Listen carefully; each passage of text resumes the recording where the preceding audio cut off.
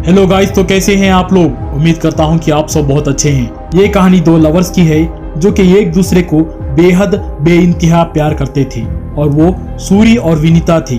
सूरी विनीता को प्यार से डॉ बुलाया करता और सूरी विनीता के बगैर एक पल भी रह नहीं पाता। सूरी और विनीता के घर वाले इन दोनों के प्यार से राजी हो चुके थे और दोनों की शादी भी करवाना चाहते थे, मगर इन दोनों की खुशी को किसी की बुरी नजर लग गई और सूरी का डेथ हो गया एक एक्सीडेंट के चलते।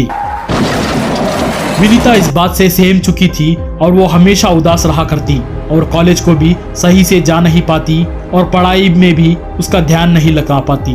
विनीता के घर वाले इस बात से बहुत ही डर चुके थे कि कहीं उनकी बेटी अपने आप को कुछ कर ना ले और विनीता के फ्रेंड्स उसका दिल बहलाने के लिए विनीता को अपने साथ एक ट्रिप पर ले जाते हैं और वो वहाँ पर पहली बार खुश थी और मुस्कुरा रही थी और बातों बातों में होटल के रूम में विनीता और उसके फ्रेंड्स मजाक मजाक में ओइजा बोर्ड खेलने लगते हैं। पहले तो कुछ भी नहीं होता।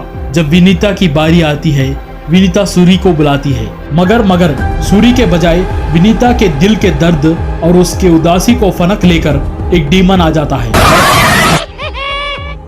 डर के मारे ओइजा को वो और उसके फ्रेंड्स फेंक देते हैं, मगर वो डीमन विनीता के साथ ही रह जाता है, वापस नहीं जाता। सूरी के सदमे के बाद विनीता को अब वो डीमन दिखने लगा था, कभी एक बड़ी सी बिल्ली के रूप में तो कभी सूरी के रूप में, और इस बात से विनीता और डिप्रेस्ड हो जाती है और डरी डरी सी सहमी सी रहने लगती है। और उसके फ्रेंड्स उसकी ये हालत देखकर उसके माता पिता के पास इस बात को कन्फ्रंट कर देते हैं और वो इन चीजों में यकीन करे बगैर डॉक्टर्स को, साइकियाट्रिस्ट को बताते हैं। विनीता का वेट लॉस बहुत हो चुका था।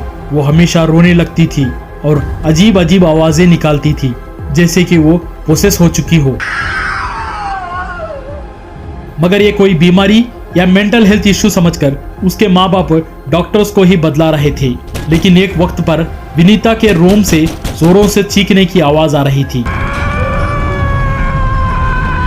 जब उसके माता पिता जाकर देखते हैं तो विनीता हवा में लेविटेट हो रही थी और यहाँ पर उसके माँ बाप को अपनी गलती का एहसास होता है।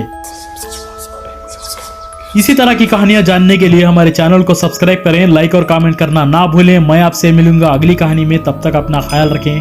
Thank you very much.